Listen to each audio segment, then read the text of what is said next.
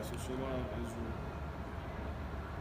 We just seen, as you can see, Avengers, and we just gonna go over some key things that I thought stood out in the movie. So if you haven't seen the movie,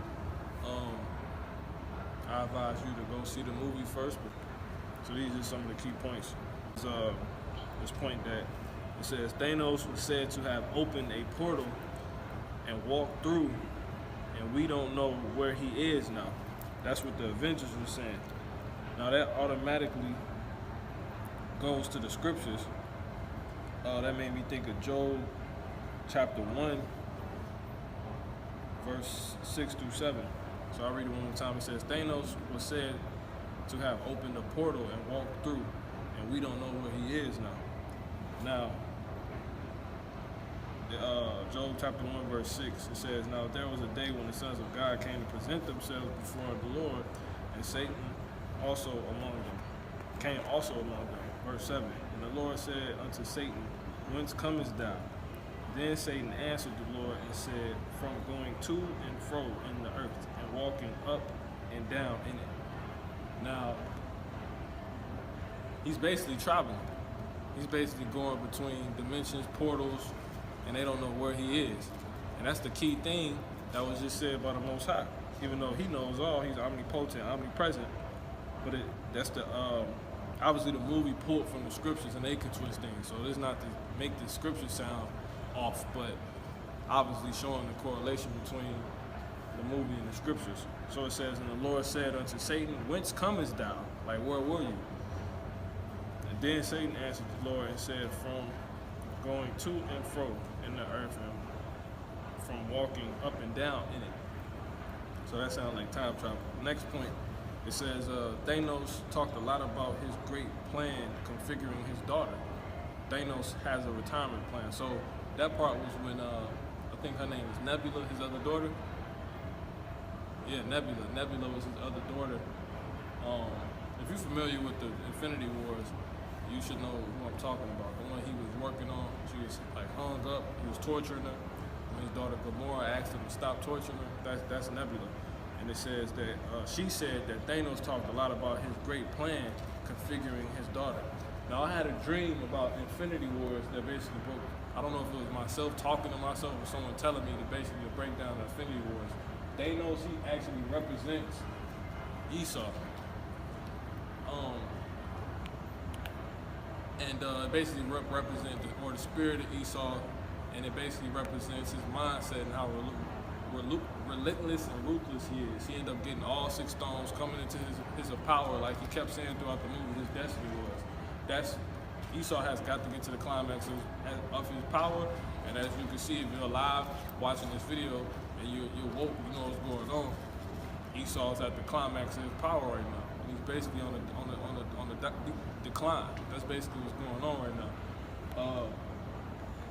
So that was a breakdown on it. And if the other parts that the dream presented to me as far as like what the Infinity Wars is about, I'll mention it when the Spirit bring it up. So it says Thanos, so giving you understanding of where I was writing my points from. Thanos talked a lot about his great plan. What's his great plan? The great plan, if we don't talk about Thanos, understand that Thanos to basically represent Esau, his mind state, his spirit, is pretty much saying the great plan of Esau is to get everybody under his one world rulership. That's the other point the dream broke down. All those, basically in Infinity Wars, to show you how Thanos has a set out agenda to get the world to conform how he sees fit best under that one world rulership. How is it one world rulership? Because Thanos is one person, that's one mind. So that's a one world rulership if he can get everybody to conform to his will. So that also going to the scriptures, which is in the Apocrypha, back during the times of the Maccabees or whatever. So that's that. And then someone else has said in that mention that Thanos has a retirement plan. So the retirement plan being what for Esau? Obviously the movie is Thanos, but understand it to be Esau. Retirement plan being something like, obviously we know they're not planning to just go down and go out. Esau got a retirement plan. What it could be, maybe the Spirit will reveal it, maybe some brothers will break it down. You know, maybe something the Most High allowed that to be revealed. That even though it don't matter, because scriptures have it, the Most High have it, prophecy have it. Esau, he's gonna go down, and that's it. There's no coming back. He will be eradicated from the face of the earth, according to Obadiah chapter 1, verse 10. That's it. That's it that's the only nation that will be wrote off completely forever. All right, next point. Thanos gets jumped and killed. At that, not only killed but beheaded. America. Now, I just did the first prophecy video for Out the Belly of the Beast. It goes into how America will be jumped by all the other nations, which you can find in Jeremiah 50 and 51. When the Most High, paraphrasing, that the Most High was telling the nations to rise up against ancient Babylon and shoot your bows at her. So he's stirring up the spirit of, back then he stirred up the spirits of all the nations to help bring down Babylon, which you see is no longer standing. And the same thing is going to happen to this Babylon. Because they tell you in Ecclesiastes, the thing which has been is the thing which shall be. All right, so we'll move on. And Thanos, obviously, if he represents America, if he represents, I already said it, but if he represents Esau, he represents America. So it's showing you in the beginning of the movie when Thanos gets killed, he gets jumped. That's what the video is about. They jumped him and killed him and beheaded him, and that was it. Only reason the movie went on to be about Thanos again is because they went back in time. So moving on to the next point. Control chaos. Something they mentioned. So the elites like playing with control chaos. How do we know this? Because it tell you in the scriptures, I believe it's Isaiah that the Most High said, before a thing, I tell you of it before it basically is done, roughly paraphrasing. So that's why we here at the movie theater, is to get understanding on what, even though the scriptures tell us, he allows it to come to life in certain aspects and get witnessed while we're here on the earth today by the movies and the films and the directors who also have to know the Bible from start to finish to make these movies. That's where they get all these ideas from, period. Now, he gets jumped and he gets killed, he gets beheaded. Okay, I'm off that part, so it's a lot. It says control chaos. So they want to control chaos. Next point was quantum realm is different. So the quantum realm is something I'm actually going to do more research on as far as it being a realm, but quantum physics is talking about the internet. So-called black man discovered the internet. Well, he didn't discover the internet, Salaki, but he invented the internet, basically. He's accredited for the coming up with it through quantum physics, which is the interconnection of things, nesting, as Ak said, you know what I'm saying? So I'm gonna do some research on that quantum realm. You should probably do some too. There's a thing they mentioned. It says enter, and then they said enter to effect and leave right before the doom. So they wanted to be able to enter in through using this quantum physics understanding, and they wanted to hurry up and leave right before doom. Doom being Thanos. When you see the movie, you'll get what I'm talking about. Or if you've seen it, you should know what I'm talking about. So that's exactly how Esau thinks. They're gonna control chaos. Basically, they're gonna decide the chaos that goes on. They're gonna create it. They're gonna influence it. They're gonna pause it when they want to. You know what I'm saying? As far as the Most High allows them. And they obviously got certain type of, I don't know, like, what you gonna call it? Them entering into a different realm. What would you call that? Them entering into a different realm. Contingency. Meaning what? To continue they No, I'm saying as far as like the stuff they got going on, basically. Like they controlling chaos, that's one aspect. And then they talking about entering in through a quantum realm.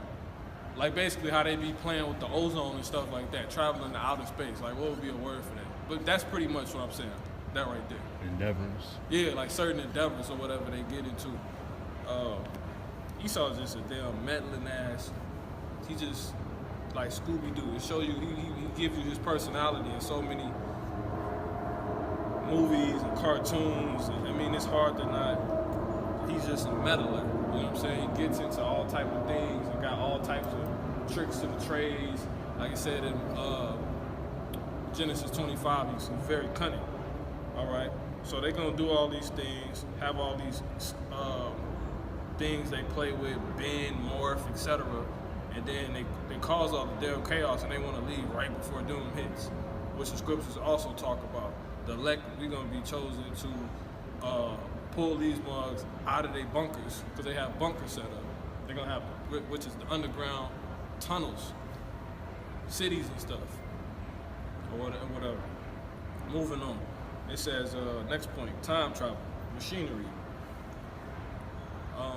They want to, so they was dealing with time travel in the movie, and a machine that will allow them to time travel. And I noticed that as being one of their desires, basically. How we know that? Example, I forget which Rockefeller it was, but the Rockefeller that died.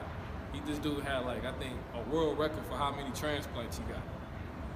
He got his damn, and he died. He had successful, like, 6 or 7 or 8 or 9 max transplants. How do you have that many heart transplants? Like, these ones are crazy, bro. It says, so the Esau wants to time travel, and they come up with these machineries, and that's their desire, the time travel. How do I use whichever Rockefeller that is to be an example? Because he's clearly time travel. Like, bro, it's your time to go. So you got not only one heart, this man went and got another heart, and then he went and got a damn another heart, and then he went and got another damn heart, and all these shit's working. Like, every single one. He ain't had no failed heart transplants. You can look it up. Talk about that line they said about no amount of money. You said no matter. He said, right. I think I got that on him. Yeah, we'll get to that. Exactly. It says, so next point, changing the past doesn't change the future. Anything you want to say on any of the things we said so far? No. It says changing the past doesn't change the future. So that's a quote that was said, and that didn't make no damn sense. How does changing the past don't change the future? And then they go on to contradict that in the movie. Because then wasn't that what Captain America was sent to do on that little machine when he was supposed to come back in 5 seconds? But he came back as an old man. He was supposed to come back regular how he left. But he came back old. So he was supposed to come back in that spot too. That's what they were expecting. It was like, where is he at? They was like, where is he at or whatever. And he was sitting across from them on the bench in a different location. So he basically, I think the Hulk said he went like a certain amount of time past his time stamp. So the future did get changed. So that ain't making no damn sense. Next point says, these stones have been in a lot of different places throughout history. So we understand the stones basically represent the children of Israel. And when you look at it, the scriptures, the Israelites been everywhere.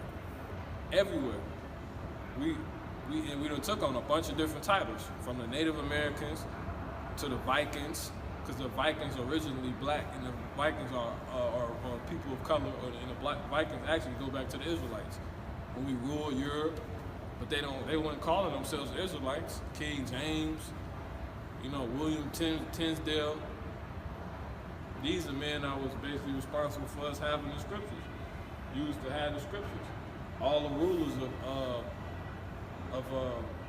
of Europe, because we ruled Europe on a very heavy level. Saint Maurice, Saint Jerome, all of them. That's just to name a few. And you can actually get into that just by because we got the documents. We got them on us right now, but how something you can just look Black Real Europe. That history wasn't able to be erased. Period. That's how we know these things. Most High set it up like that. Next point, because it's a little nippy out here. It says quantum physics used to travel time. So basically, the whole movie is basically pretty much about like key 3 things. Main one thing is probably quantum physics. Quantum physics, like I said previously, is about the internet. So pretty much there's breaking the internet down, because I think I can mention this. Yeah, at the end of the movie, somehow Captain America is able to yield Thor's sword or his hammer, and everybody knows he's the only person that can yield it. But the whole point of quantum physics is everything is linked together, nesting, to feed off one another or whatever. So they pretty much telling you how the internet work. And then what are they doing? They was using the quantum physics to travel throughout time. So since they was traveling throughout time, like you mentioned in the theory, you was talking about how it was a bunch of internet references made or whatever. One being like back, another being forward, and refresh, you know, etc. You can really go deep. You can go into your history on the internet. You can go enter You space. can delete history on the internet. Enter space. Think about all of it. Yeah, exactly. Time. You basically time traveling. You can see your dates. That's all you doing on that. That's all quantum physics is. So they was basically breaking that down. All right. So the next point, it says Thanos called Avengers wretches. I'm gonna go get a scripture real quick because we ain't pulled too many scriptures. So that goes into this. Thanos called the Avengers wretches. That's Romans chapter 7. No, that's Romans chapter 8, I believe. It says, listen to this. It says, 24.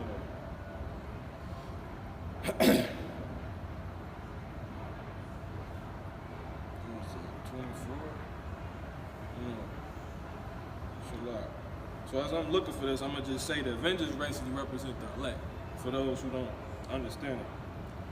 And I'm gonna basically prove it with this. I forget what script. I went straight to the scripture when we was in the theater. Is one of the scriptures that I think of. I think it was scripture.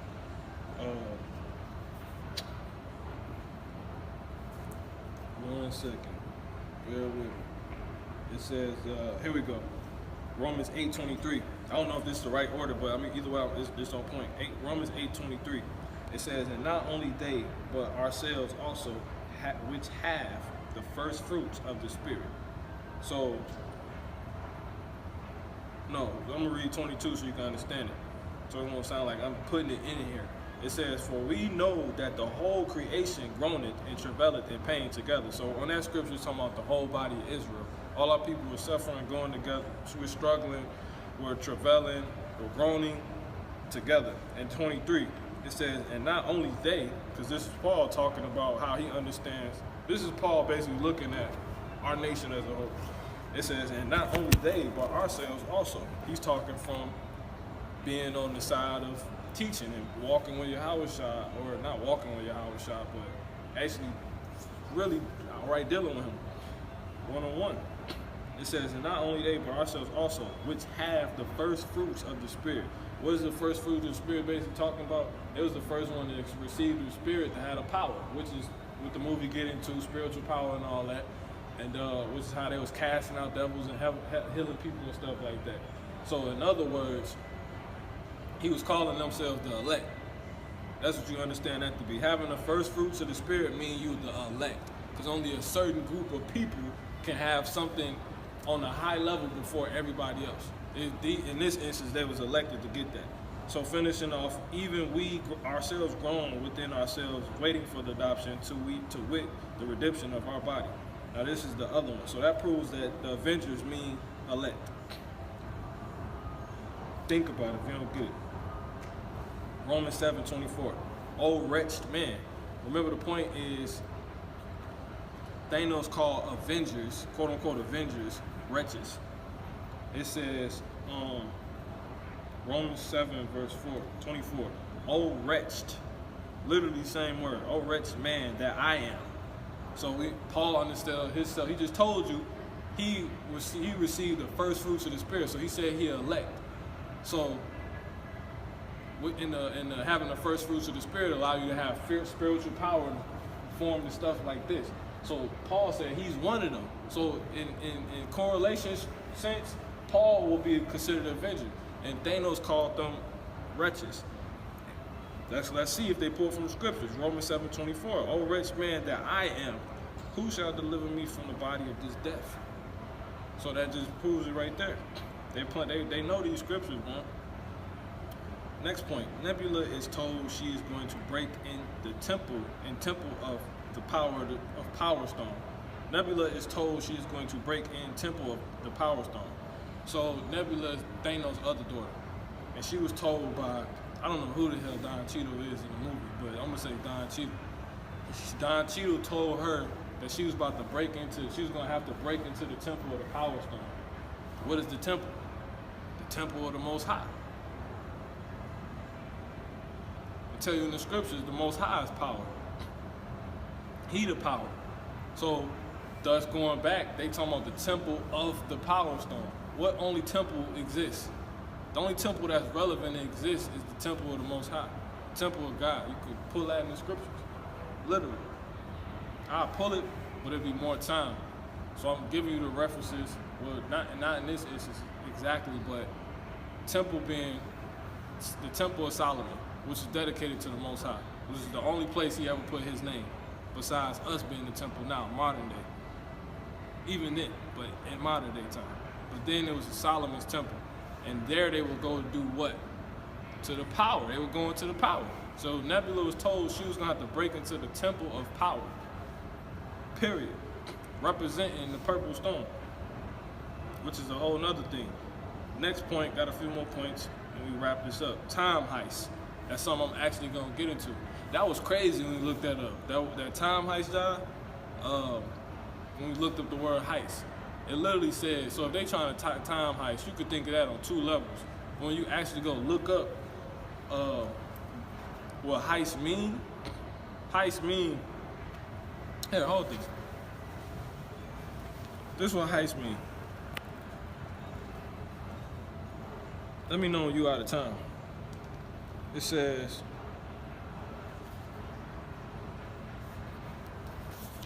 I think I flipped right to it by the Spirit. Almost. Here we go.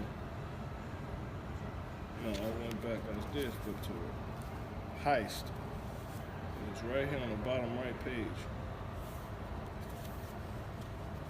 Let me just find it the right way.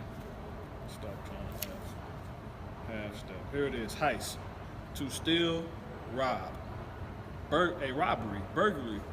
So you could think about heist before. Say I didn't. Just imagine I didn't just read that. If someone say time heist, what way could you take that? You could take time heist to be trying to steal back time, but that still going to prove the definition. But I guess in the theater I was thinking on a more simple level.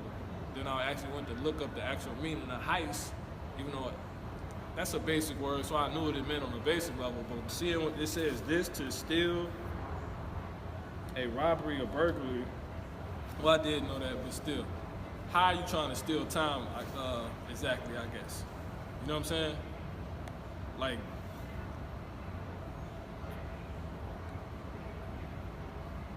heist time. So you could try to be trying to heist time. So time also represents history. You know what I'm saying? Timeline. So if you're stealing time, you're stealing history. You know what I'm saying? And if you're stealing history, you basically buying yourself time, in a sense. Which is gonna go into what you was mentioning about the point I said we went to yet. The no amount of money has ever bought time. Exactly. So yeah, you can interact, bro, because you gotta think this is a regular conversation just being recorded. You know what I'm saying?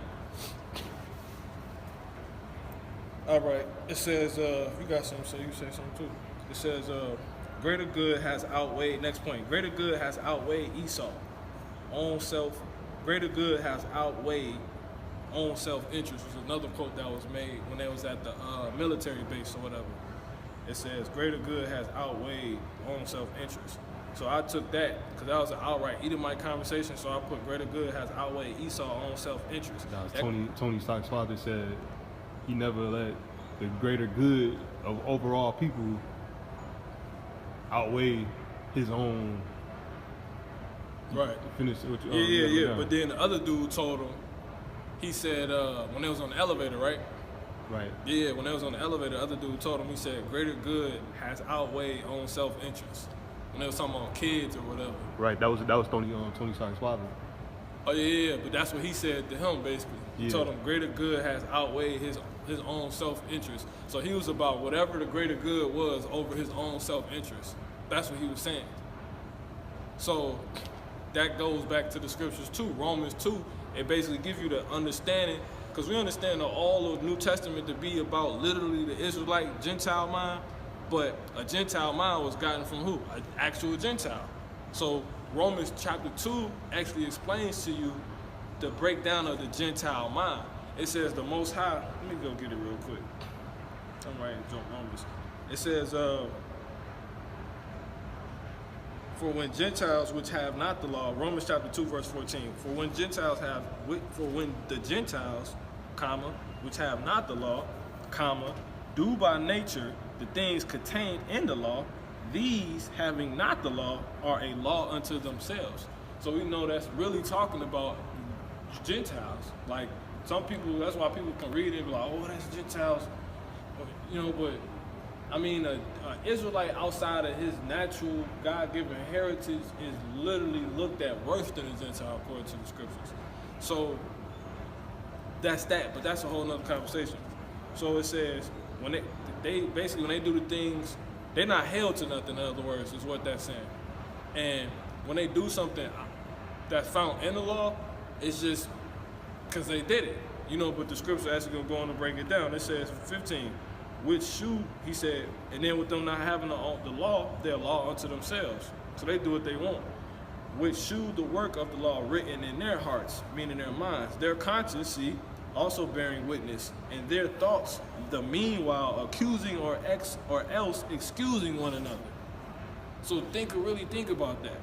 So it says, which shew the work of the law written in their minds. So they automatically, since they weren't given the law, the Most High still gave them some type of level of conscience to where they wouldn't be out here just outright savages. I mean, they outright savages, but it could be worse, in other words. So it says,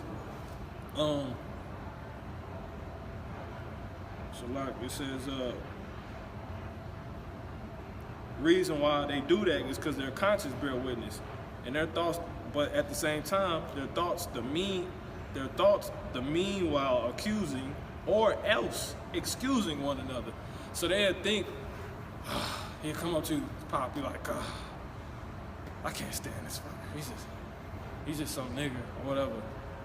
And he basically got the thought, he know it ain't right to just kill you for no reason. But he might kill this person. Let's say I ain't gonna use the example on you. Let's say this nigga. He know it ain't right to just kill this person for no reason. Being a law, you know what I'm saying, the officer of the law, America's law supposedly. But yet, his own conscience, he know deep down he ain't held to nothing. That's why they do crazy stuff like that. He'll excuse himself. Like, I ain't held, and they could just kill you. He ain't held to nothing. They was told they weren't given a law, and they're a law unto themselves. That's why the Most High said, I'm going to punish you, because you're the only family I knew of the earth. So that's why when you do something that's off, Most High going to probably pay you back in 5 minutes for that. Next week, whatever he chooses to. But next point, so that was interesting. So in other words, to break the point down, greater good has outweighed Esau's own self-interest. That kind of, if you can see the correlation, that kind of go into it just on a real keen, detailed level. Like, in the sense, it just told you Esau dealing with two different things right there. Like, he dealing with what he knows is right, because his conscience bear witness to it, but then he dealing with what something else. You know what I'm saying? In that instance, him not being held to anything. So that's why he said, greater good, you can kind of get an understanding, meaning for what he said, greater good has outweighed his own self-interest. Meaning, he even thought about like, dang, that's probably, I know it's right, because the conversation is basically like, man, children, how do I deal with child? I'm kind of going deeper on this and I kind of want to, but I'm trying to get you to understand what I'm saying, because I know it ain't clear. Exactly. I know it should be this way, but I'm not really held to nothing because I'm Esau, so I've been caught up in a bunch of other stuff. So in other words, him saying the greater good of other things is talking about the thoughts excusing one another. You know what I'm saying? Like, Forget the kid. I'm doing this. His own personal interest, for example, would be his kid. So that's where our conversation was kind of coming from. So it was a bunch of interesting things, man. Like, people got to remember these are adults that make these movies. So there's a lot of deep stuff in them. It says, it's only like 3 more here. It says, here we go. No amount of money has ever bought a second of time. You want to go into that? So it says, no amount of money has ever bought a second of time. That was just an interesting quote. That was something they said in the movie. I mean, right now I ain't really got too much to say about that, but that was super interesting when they heard it. No amount of money has ever bought a second of time. When he said that, it was during a certain point in the movie, after all the stuff we just went over, obviously. So it just shows that Esau recognizes his money can't affect history or time.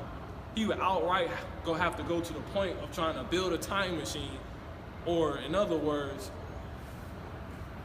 go back and destroy all of history. Other words, I just mentioned that earlier. Exactly. Buying time. That's the correlation. If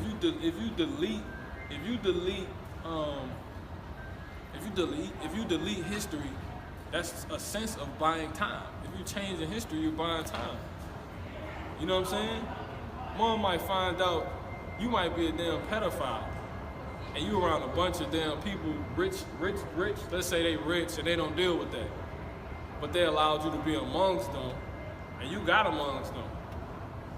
And only way they allow people around them is by background checking them. But you deleted all that crap, so you just bought time.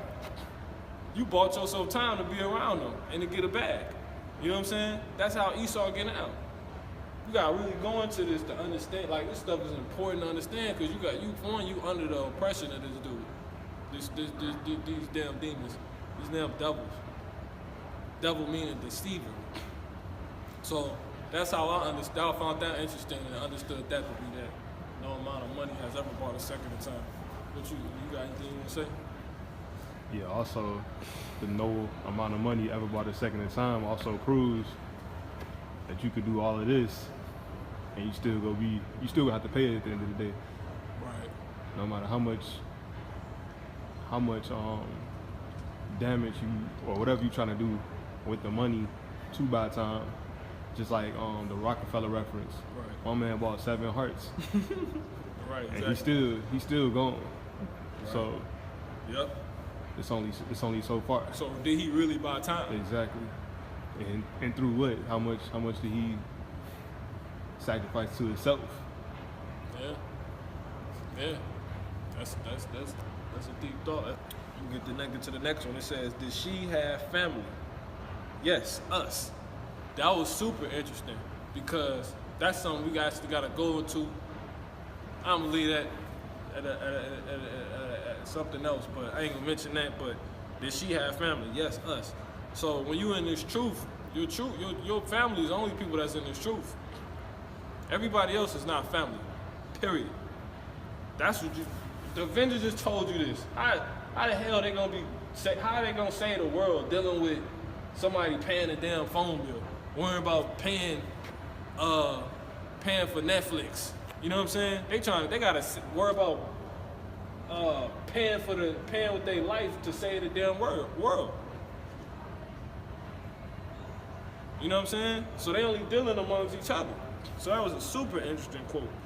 Did she have family? Not quote, but it was a conversation when what was her name? She got threw off when they went to Planet Vermont or whatever. She got threw off. She ended up having to die. Widow, I think. Yeah, her name was Widow. Whoever her name was, she ended up dying, or sacrificing herself so they can obtain the soul stone or whatever. And they came back and they ended up realizing, obviously their goals were separate because they all came together. You go grab this stone, I grab this stone. So they knew somebody was gonna have to die, because that's the only way you can get that stone. So it was just, obviously they made them mourn. It was in shock when, fake shock when they came back, and asked what happened to her. She was dead. You know what I'm saying? So they was just basically like, dang, that's so messed up. Because it ain't like it's Dragon Ball Z. Anybody familiar with Dragon Ball Z? Ain't no dang Dragon Balls they can go gather after gathering their stones to bring her back. You know what I'm saying? Necessarily. Even though the movie was bringing people back, it was resurrection in the movie. You know what I'm saying? Or whatever, in a sense. And yeah, they asked, did she have family? And they was like, yes, us. You know? So once again, the Avengers represent the elect. When you in this truth, like they in that world, this whole world or whatever, temporary world that you watch for, what is it, movie like 2 hours, 30 minutes, 2 hour and 30-minute world, you know, they could be considered the elect in their world, and they, you know, are dealing with the truth, and they only dwell amongst each other, so that's why they consider each other family. So it's just that simple. You got anything you want to say on that? Because I know we tap each other at the same time. We got No, that's just a strong fact. It go back to I forget. It's inside the Gospels. It's inside the Gospels. Right. Yeah. You talking about when Yahawashi was talking when they told him his mother and his brother wait for him? Yeah, exactly. Is that what you talking about? Exactly. Yeah, it's a spirit. Yeah, when they somebody came and told Yahawashi his mother. They basically thought he was about to go run to go to his family, go to his mother and sister, or brother, whoever it was. And he was like, "This is my family." Yeah. So he was out. He's out doing his will. Yeah, the Most High will. Yeah. So he not only that, he corrected them and said, "No, this is my mother and my brother." You know what I'm saying? So you got it twisted. In other words, they ain't out here doing his will. So he didn't even consider his mother, his brother, his brother. He said, this is my brother or my mother. He said, anybody who do the will of my father, that's the same as my mother and my brother. That's exactly what the scriptures, paraphrasing, says. You know what I'm saying? So it's really that simple, man, as far as that go. That's a great point you mentioned. So we got 4 more points and we be done. It says, hope is burnt up. This pretty much what was understood, the, I guess, inheritance of having these stones represent. And the stones going back to, you know what we were saying earlier. It says, hope is burnt up trying to yield the power of having the power of the stones. So once again, hope is burnt up trying to yield, he almost died. Hope is burnt up trying to yield the power of having the power of the stones, only to show, like Thanos, none can yield this power of the stones, in essence, meaning except the rightful possessors. And that being in this movie, the stones, exactly, aren't in their rightful place, and ultimately have to be. So that's basically what it came down to, and that's basically endgame. It's basically a realization. You know what I'm saying? The end game is basically a realization. Thanos realized that at the beginning of the movie, and then ultimately realized that at the end of the movie. Thanos was like, they came in and jumped Thanos. He didn't even have the stones no more. He was like, man, I did what I did, and them chicks had to go back where they had to go. You know what I'm saying? Because he wasn't a rightful possessor in essence. They was not given to him. The possessors in this movie will be where the hell they came from. But we tie that back to us and know those stones represents us, you know what I'm saying? As being the children of Israel. And basically all these things that come with this crave or this true power people know they exist can only be yielded by us. They kind of give you that understanding with the book of Eli. He was the only person that could yield it. Literally, because he was the only one blind too. So they made sure you knew that. Because he wasn't the only one blind, but he was the only one that was blind and had the book and could read it.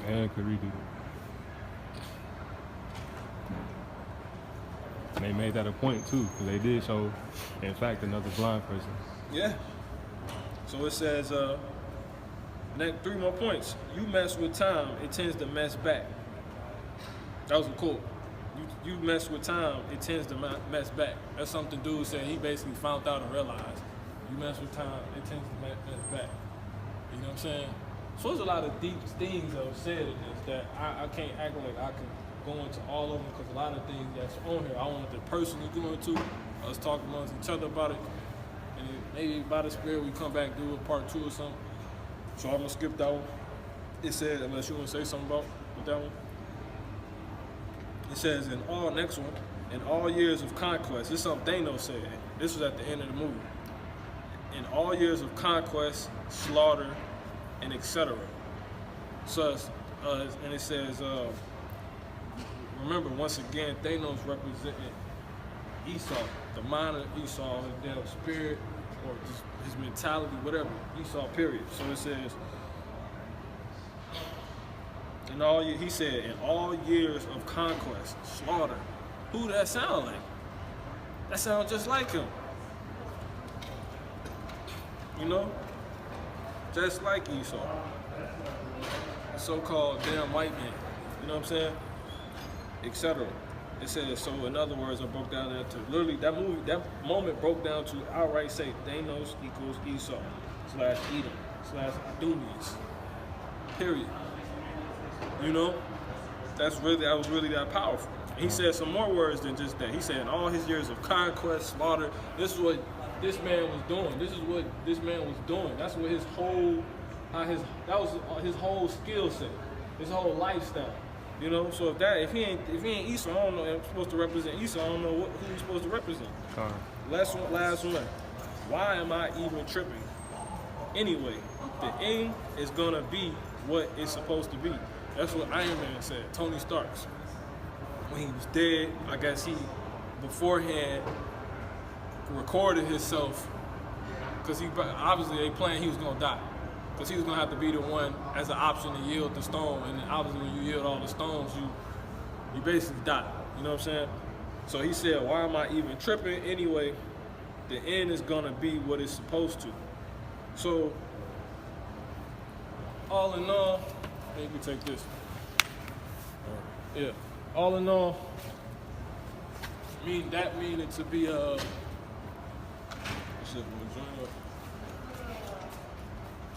what you want to say about that? So also referring back to Infinity Wars, when Thanos looked at Tony Stark, right, and he told him, hold on, give me a second. He told him he was cursed with knowledge, or he told him he was cursed with seeing the future or knowing what's next or something like that. Thanos was saying that from his perspective, that he was cursed for having knowledge. I think I know what you're talking about. Thanos said that directly to Tony Stark, like, so basically it's going back to like the whole conversation of what Tony came to at the end to understand. Like he understood what had to be. Right. So all in all, yeah. The last movie, the Infinity Wars, Thanos told Iron Man, Tony Stark, that like him, because at the end of the day, Thanos got the same realization, saying that he understood that everything had to be as it is, as it could be. Like he couldn't really do anything with the stones. Right. And Tony Stark, at the end of this movie, knew he couldn't really do anything with anything at all. So I wish I had the direct quote. It'd help a lot more if it was direct. No, I know exactly what you're talking about. He's basically kept talking about how he was saying, this is my destiny, this is my destiny. Exactly. This is what my fate, this is what I gotta be. Yeah, and that's basically what he was saying with that quote. You know, he said, why am I even tripping? It ain't gonna be what it's supposed to be anyway. Mm-hmm. Once again, that's coming from a so-called Edomite. So, you know, that's an Edomite thought. That's what they realized. Edomites, Jake didn't make this movie. Esau made this movie. You know what I'm saying? They wrote those lines. You know? That's so that there's ultimately telling you right then and there what's going down. You know how they think it. They basically like, man, you know what? They're gonna take over anyway. They're gonna rule anyway. You know what I'm saying? That's what it's coming down to. That's basically what they said. It don't come down to nothing else. So, one more thing I'm gonna mention too. At the end of the damn movie, this blew me. Like, this is the part that blew me. Captain America, when we was back in the rewind a few minutes, some minutes in the video or whatever, probably like 15, however long this video is, just rewind. But I said, we mentioned earlier that when he built the time travel machine, Captain America was supposed to come back in like 5 seconds, but he ended up skipping past his time stamp. And he ended up being old, so he came back. obviously telling you later than when he was supposed to. So he came back old, he was in a different spot than he was supposed to. Now, they had Jake walk up to this dude, and when he walked up to this dude, because he ain't the dude, that's the dude that played Tupac. He had no other role, so they had him do this. But I see now why they had him do this. So he walks over to him, and he ended up being Captain America. He was super old, and Captain America ended up pulling out his bag, his blade, and he ultimately ended up giving the damn blade to Jake. You know, telling him, like, basically, you're going to be Captain America now. So that it's two ways you could take that. You could take that disrespectfully, or you could take that as far as them telling you, like, the prophecy that's coming to pass. Like, yo, I know my time is up, even though we know we ain't gonna rule America, but America rules what? The world. So he's basically telling you, what is that? What scriptures? That's in the Apocrypha. He's telling you that Esau is the end of the world and Jacob is the beginning of the next, of the world that followed. That was Esau talking to Jacob. He literally wouldn't. Why would they put that in the movie? Like, why would they put that in the dang movie, dog? Captain America give his blade to a so-called black man. All right, Israelite. Jake. So that was interesting. So I hope this was edifying. And till next time, shalom. Man.